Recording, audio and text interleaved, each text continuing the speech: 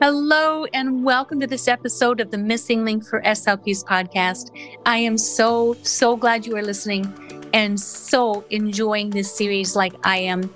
I said in the previous episode, I'm not a school-based SLP, which is why Katie Widestrom-Landgraf is co-hosting this with me. And my goodness, these conversations, I'm loving what I'm learning. And I'm learning, even though I work with pediatric clients in an outpatient setting, I am learning things that are just applicable to anywhere that we work as SLPs. Our next guest is Renee Brown. She is a medical SLP turned school-based SLP.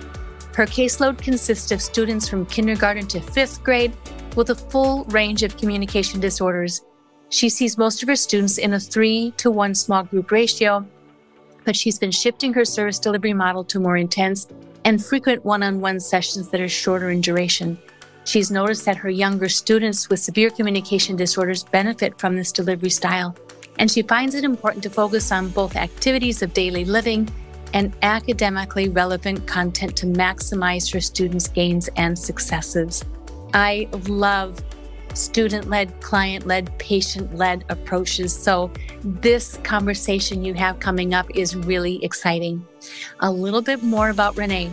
She is a licensed school-based speech pathologist, busy mom to Ellen and Jovi, a wife to Dave, a Frenchie mom to Max and Luna, and a self-proclaimed lifelong learner in a small-town Pennsylvanian. She received 2 ACE awards from ASHA for continuing education, and I'm sure she will receive more if she's a lifelong learner.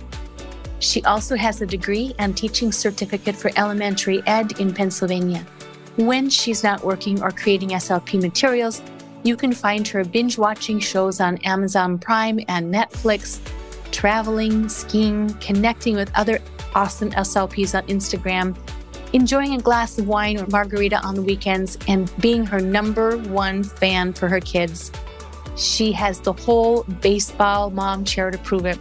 You can find her on Instagram at The Busy Speech Mom. You can email her at thebusyspeechmom@gmail.com, and she has a TPT store, The Busy Speech Mom. So many things. This is a creator, a visionary, and she creates things for SLPs like us, like you who are listening to this podcast. So welcome to this episode. Welcome back to A Day in the Life of the School-Based SLP. Today, we have a colleague, Renee Brown, who currently works in the schools. I'm your host, Katie Widestrom-Landgraf. Renee, thank you so much for joining us. We're so glad you're here. Absolutely. I'm excited to be here. So thrilled to talk with other SLPs. Yes. So I have to say, the first question is always about your own origin story. What inspired you to become a speech language pathologist, and how did you end up in the school setting? Wow, it has been a bumpy road, and it's exciting to share because it's not your straight path to speech path, I guess.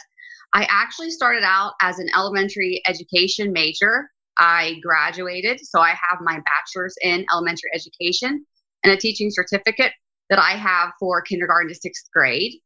What happened was my grandfather, who drove me to school my entire childhood, he was diagnosed with dementia after I had graduated college, and he started working with a speech therapist, and I thought, wow, I didn't even know this existed. I really didn't even know that SLPs, I always thought about them only being school-based, right? Because that's what I had been exposed to previously. So I fell in love with also then the geriatric population.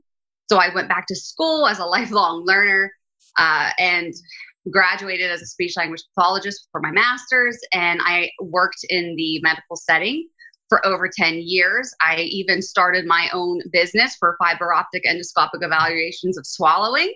Wow. And yeah, so I've been everywhere. And then it just so happened that a school that my kids go to, a position opened up, and I thought, you know what, how wonderful would it be to work in a setting and be with my kids? So I went ahead and I took the plunge and changed settings. So I've changed a lot of stuff over the years, but I wouldn't change it for anything. So Renee, talk to us a little bit about that shift from medical-based speech language pathology to being a speech language pathologist in the school setting.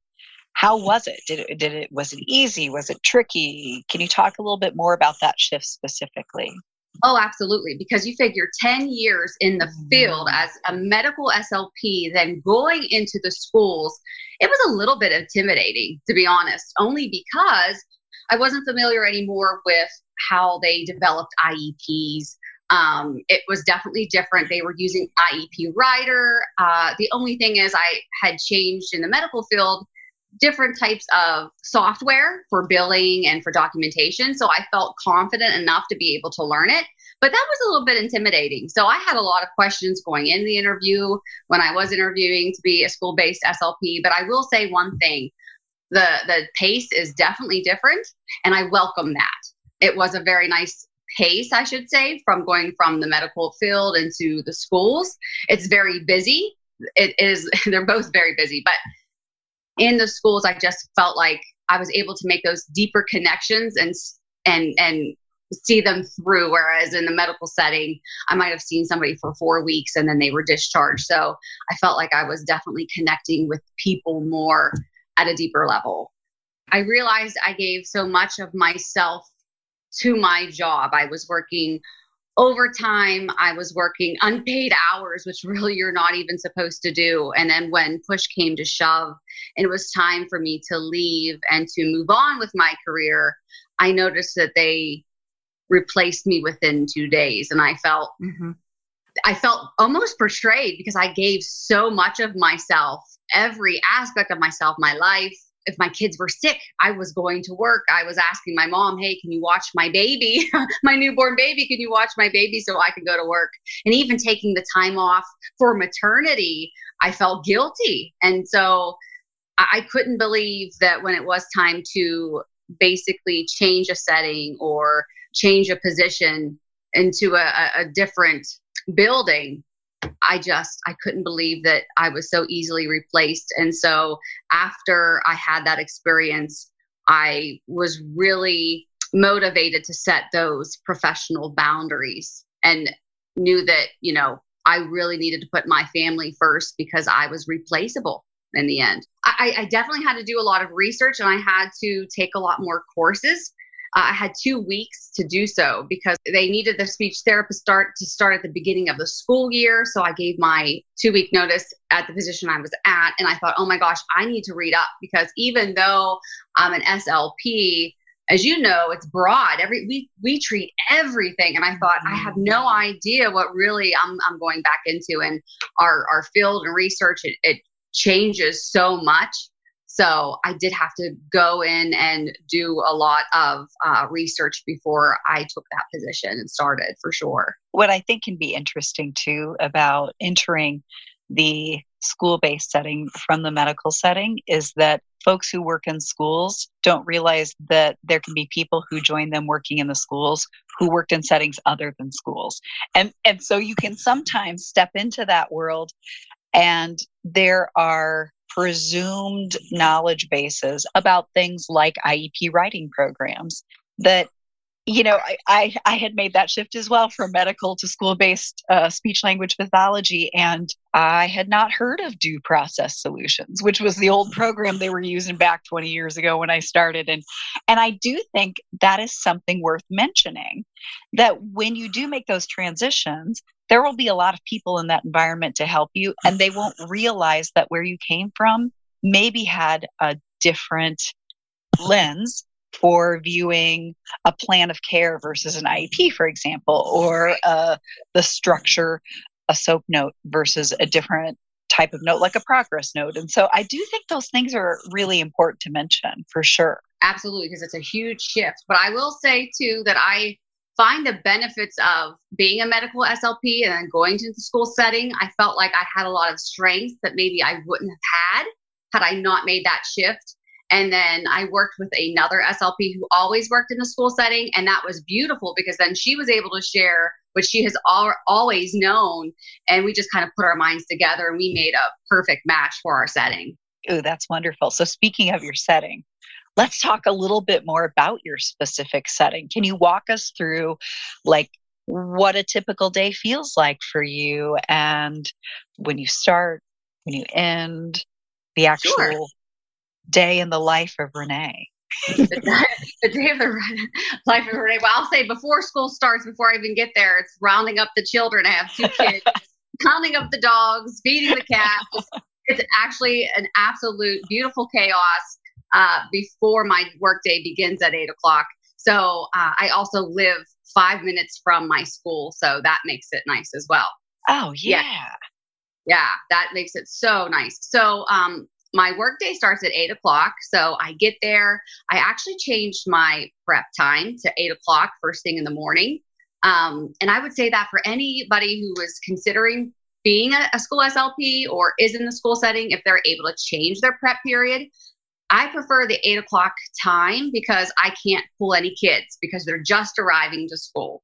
So I found that really worked well for me because then I was able to catch up on documentation and such. So from 8 o'clock to 8:45, that's my prep. So that's when I get to really do different things. Typically it is the documentation period. And then from 8:45 until noon, it's just a bunch of sessions, as many sessions as you possibly can imagine. And then I have lunch, which because I live 5 minutes away from my work, I come home, I let my dogs out, and then I head back to school and work until 3:30. I have one duty in the schools, and that is walker duty. I will say that last year I had 3, and how I was able to be assigned only one duty this year was because I showed them, hey, look, this is my caseload. This is what it looks like. This is what my documentation is. I need to bill for my students. It is just not feasible for me to have 3 duties. I'm not able to do my job as an SLP. And I think that's worth mentioning because I think a lot of SLPs and they just take their work home. And I set that boundary and said, listen, I can't. I work full time here. I have children. I have to run to basketball, to dance, to baseball, to softball, to gymnastics. My work needs to stay at work so I can have a life outside of it. So yeah, I was able to change my schedule from having 3 duties and to having 1. So Renee, if you could clarify for folks who are listening, when you talk about a duty, now you said a walker duty. So like, tell us, for example, what does it mean to have walker duty for people who don't know exactly what that means? Sure. So basically at 3 o'clock, I go to the gym. They have the students arrive in the gym and we release the students to their parents from 3 to 3:30. So I'm in charge of just making sure everybody is there, making sure that they're going home with the right person. And so that is considered a duty. Before last year, I had drop-off duty, which is very similar, only the parents are dropping the students off. And then I also had lunch duty for a half hour. So yeah, so for 30 minutes, last year, I would be in the cafeteria and basically open up milk cartons for children. And I think that's great. But I was like, hey, I have evaluations I need to do and I need to pull my kids. I need to see my kids. So that is all well and good. But yeah, that is what that can look like in the school settings if you don't advocate for yourself. You definitely can get a lot of duties for sure. And I think, when you spoke to, I need to keep work at work and then have home time be home time, that is a really important message. And those tips to kind of help people think about how they might have those conversations in their own settings, I think is really important. You mentioned, instead of having me open milk cartons for 30 minutes, gosh, wouldn't it make sense to have that be time spent on documentation and billing? I like to remind administration periodically that as speech language pathologists, we're one of the few revenue generating sources within a school setting. And I think that sometimes can be a helpful thing when they're trying to figure out, well, why shouldn't you have to do what everybody else has to do? That can kind of help set some parameters around how we might need to spend time differently. Not just that, but that seems to land with administrators in a really specific way. So it truly does. And I have found, and I do have great administration, but I have found that a lot of other people, they don't really understand what we do. They don't know what our day looks like. So they're not, I don't feel like they were trying to undermine my degree and my specialty. I think they just didn't understand. And because before I was getting the job done, they thought, oh, wow, well, then she has the time to do these duties. And no, I was bringing stuff home and working beyond my contract hours. So I basically advocated for myself. I said, I'm not going to do that anymore. My kids are getting older. I need to have a life outside of work, because it's so important to have, make connections with your family and have meaningful relationships with other people. So I put that first and brought that to the work environment, and they responded well with that. I didn't get any pushback. There wasn't any kind of ultimatums. They said, I hear what you're saying. Let's work together. And that is what we came up with. We compromised. I said, okay, I could do the afternoon duty. That's not a problem, because I would see my kids till 3:00, and then I don't mind. And they said I could, even if I needed to stay for one reason or another, I would just have to let them know, hey, I can't make it to that duty. So they will work with you. I really feel like a lot of them they would respond well. They just don't understand really what we do. I do think you're right. I think so much of where we have those misunderstandings is that people just don't really understand how the role of a speech language pathologist is different. And that's where we become advocates not just for ourselves, but for the profession as well. Absolutely. Yeah. So I think we can infer that you must work with little people because you're walking them to cars. But can you tell us exactly the age range that you work with and some specifics of your caseload? Sure. So I work with students from kindergarten until 5th grade. I do the preschool screenings at the beginning of the year also, though they are seen by the intermediate unit, by another SLP, but I just help identify and refer so that they can get services. I do that at the beginning of the year, but I see kindergarten to 5th grade. I primarily treat speech sound disorders. So I've been in the school setting itself for 5 years. So this year was the first time that I was assigned an autistic child. She's in kindergarten. I love her so much. I really feel like I missed my calling there, because this year and having her now on my caseload it's just changed everything. I feel like I've made so many changes to my speech room. I do have an actual speech room. I was able to get out of a closet. That's also something that we could do if we advocate for ourselves. Yeah. And then being reintroduced for myself to AAC, because I haven't seen it since the medical setting, and a different form of AAC, and just relearning just language development itself, because I graduated in 2008 from speech language pathology, and just the way that we do things now is a lot different.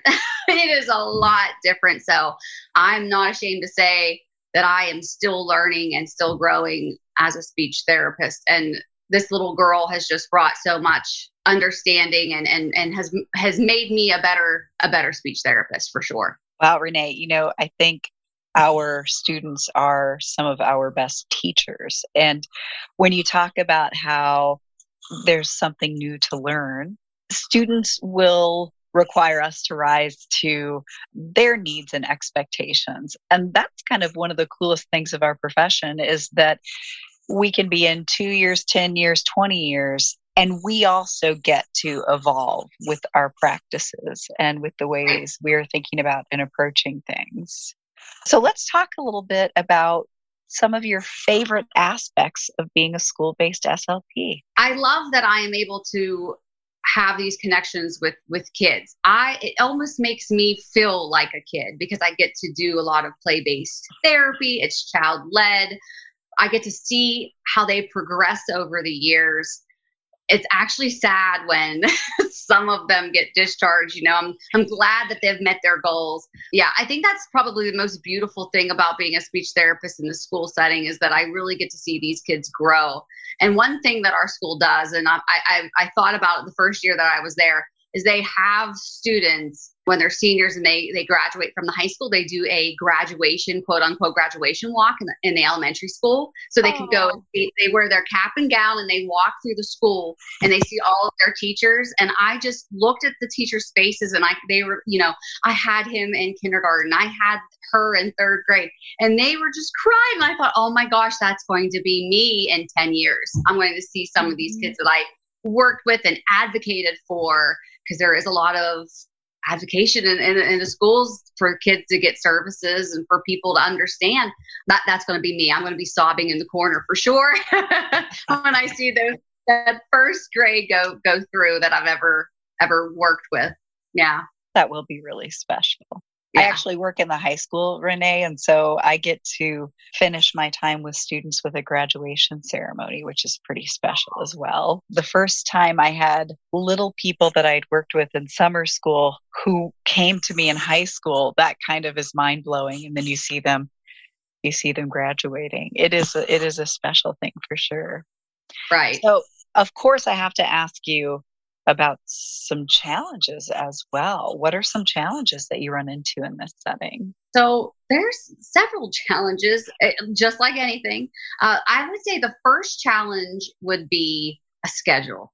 That's definitely that would be step one. There's several challenges. Step one, I would say, because that's the very first thing that you deal with in the beginning of the year, would be scheduling. And we actually this year, probably out of all of the years that I've been a speech therapist at this district, this year was the most challenging because they made some changes with rotational blocks. And those rotational blocks didn't align every single day. They changed and the times changed. So luckily, I have a relationship with the teachers. I think that's so important to start off with, to show that you have that respect and you understand what their job is too, and kind of let them know why you're there, because they think of the children as their kids. So you need to really voice, hey, I want the same thing as you. I want this kid to succeed. So I had a lot of conversations with some teachers and we were able to come up with a schedule. There was a little bit of pushback initially, but then when I said, hey, basically what happened was they don't like you to pull from reading and math. I'm sure you're aware of that and you've heard that. Yes. So part of the standardized testing from the state, their plan was to integrate as much reading and math as possible. So there are some days where it is just reading and math. So just kind of working with the teachers and letting them know these students need to be pulled for speech. And really, if you think about it, a lot of the younger ones, for reading especially, they're not going to succeed in reading if they're not getting these sounds. And so showing them that I was using high frequency and sight words for articulation and speech sound disorders was actually helping them. So just showing how I can help them in reading, like, let me help you type thing, that helped with scheduling for sure. So scheduling would probably be the first and foremost issue in the schools, I would say. I think it's interesting to kind of help make those connections with our colleagues and say, what we work on. I always say what we work on is the foundation of the house. So know that when a student is reading, they're talking to themselves in their heads.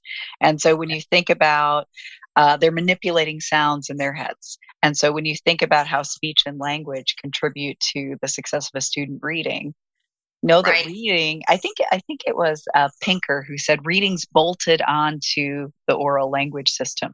It's not the other way around. And so I think sometimes having those really pragmatic discussions that, help people understand that we're combining superpowers can pay dividends with scheduling later. So I think that makes a lot of sense, Renee, for sure. Right. And then something else that has came about just this year was that, again, like I said, I understand AAC, but I was exposed to a new device that I wasn't familiar with, and I needed some training on how to make folders, how to make buttons. And they brought a trainer in. It was a 2-hour and 45-minute training that 2 hours and 30 minutes of it consisted of that trainer trying to talk me out of basically a language philosophy that I was working on with that student. And I would honestly say for 2 hours and 30 minutes, I would say to them, I hear what you're saying. I understand what you're saying. I've been exposed and I'm learning, new things as well, because Gestalt language processing is new to me. It is. It's not something that when I was in grad school back in 2008, we didn't talk about that. But it was something that I saw that the student was benefiting from. So I was going to continue to do that with the student. And I would just keep redirecting the trainer to saying, I hear what you're saying. Can you show me how to create a folder? But for 2 hours and 30 minutes, I wish I was exaggerating. That was the conversation.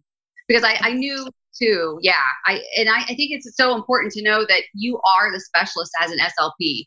You are the professional, and there are going to be others that might not agree with what you are doing, but know that you are the specialist and you know the student. They are there just to, in this case, she was there to train me on how to create the buttons and create the folders, not to teach me how to treat my students. I think that's a really interesting thing that you talk about and bring up. And I would suspect that some of our colleagues have run into that as well, where I think sometimes a conversation, especially if you have somebody who is focused on the technology aspect, might inadvertently try to trend therapy towards AAC when the therapy is language and the AAC is the modality. And I think that's where sometimes we, again, have an opportunity to have those information exchanges with folks who may not understand how this contributes to what the student is really working on in terms of developing their communication skills. So, Right. Renee, I have to ask you, you have some passions that carry over outside of your school day. It's my understanding that you have a TPT store aligned with being a speech language pathologist in the school setting. Is that right? Yes, I Can do. you talk to us about that? Yes. So how that kind of came into play was I saw that there were some things that I needed to work with my students. Again, that medical background, it's so evidence and research based. It's set up in a way, I feel like it programmed me to want to do things a different way and to look at things at bigger perspectives. How can I do it? And then the background with elementary education, how can I do things so that I am treating the student as a whole, so that I am helping every aspect of their life? So academically, social, emotional, just everything. So that's why I started creating and making these therapy materials to meet the students' needs as best that I can. Could you tell us the name of your TPT store? Sure. It's called The Busy Speech Mom, because that is me in a nutshell. busy, working full time in the schools. And then when 3:30 hits, then I'm running the kids to activities until like 8 or 9 o'clock at night. Wow. And then I work on my products in the car. Actually, a lot of the times, a lot of things that I create is in the vehicle while my child is practicing a sport. Yeah. Wow. Well, thanks for doing that, because we have the potential to benefit from your work in the car, it sounds like. So thanks for doing that. Right. Well, and honestly, a lot of the times that those materials, so like I developed the high frequency and sight word strips and the academic vocabulary strips to show the teachers that were worried about reading, that were worried about phonology. Hey, look, these are the high frequency sight words that you use for Dolch and Fry word lists. And I have them right here. So we're working on that in therapy. We're working on, because that actually helps carry over for speech. So it's just kind of a beautiful thing that's also something that they're working on in reading. And then the teachers saw that and they thought, oh, well, yeah, that sounds great. So basically, it was a way to connect with those teachers and show them really that speech and their expertise can work together to really benefit the student. So, Renee, when you think about what keeps you coming back day after day, year after year, what's your big why? Why do you keep doing this?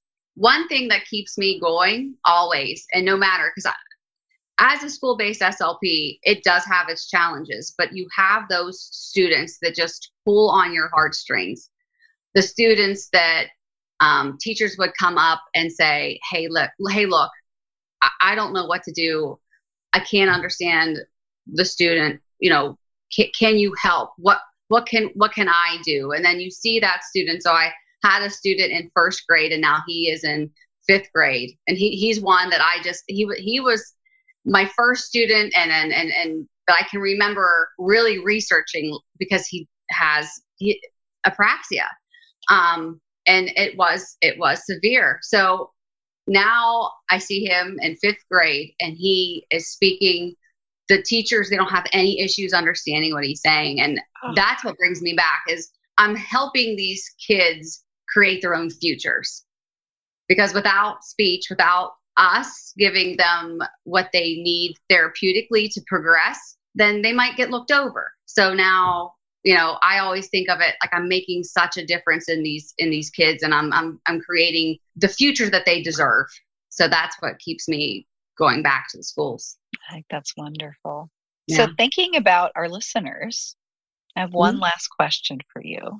Sure.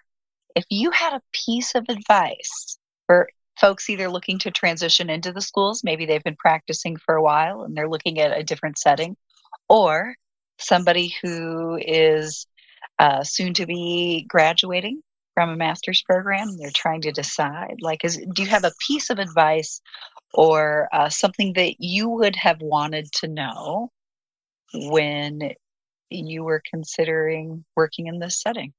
I wish so this is what's beautiful about social media, right? Is that you can reach out to other SLPs. It's easy to find other SLPs in so many different settings. I would reach out to somebody and just say, this is what I'm thinking about. Can you give me any more insight? And I think anyone really would be happy to share that. I wish I had that. I didn't have that. Back in 2008, there was no Instagram. So there was Facebook, but it wasn't like it is now. So I would just basically say, if you can reach out to others on the social media platform and just ask whatever question that you can think of, or any worries, concerns, and they will do the best to steer you in the right direction. Because I wish I did have that, for sure. When you do your externships or your internships, it's really just a glimpse, right? It's a short glimpse into each kind of setting. You don't really get to build those connections, and you don't really get to talk about pensions, healthcare, all those different things, days off. Now I have days off that I can spend with my kids during the holidays, whereas before I used to have 11 days off in the entire year. So things like that to really think about, that does kind of impact your decision-making process, I think too. Because when I was young, didn't have kids, 11 days off in a year wasn't a huge deal. But when you have two children, they get sick. Yeah, it can lead into some problems. So that is great insight. Renee, this has been amazing. Thank you so much for your time and your thoughts. Yes. Thanks for having me. I hope that I helped others and gave them a great insight into what it's like being a school SLP. Oh, I have no doubt. Thank you. Yeah, absolutely. And I'm definitely open if anyone ever had questions you were asking. If anyone ever had a question. Yeah, sure. They can message me for sure. That's wonderful. Thank you, Renee.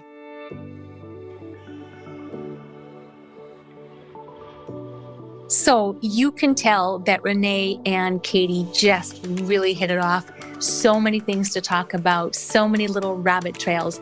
To check out more what Renee Brown has to offer, check out her Instagram handle at The Busy Speech Mom. Email her at thebusyspeechmom@gmail.com and check out for sure her TPT store, Busy Speech Mom. She's super active on Instagram, has a super big following, and she loves connecting with other SLPs. She creates these materials to maximize her students' overall potential, and she will help your students as well. Thank you so much for joining us on this episode. of the Missing Link for SLPs podcast, A Day in the Life of a School-Based SLP. Please help us out by liking, sharing, subscribing. Tell others about us. We are closing in on 50,000. I would love to make 50,000 by the first of the year, 2023. And yeah, stay fresh. Reach out if you want me to include anything in these upcoming episodes. A few months down the road, we're pretty booked out. Let me know. And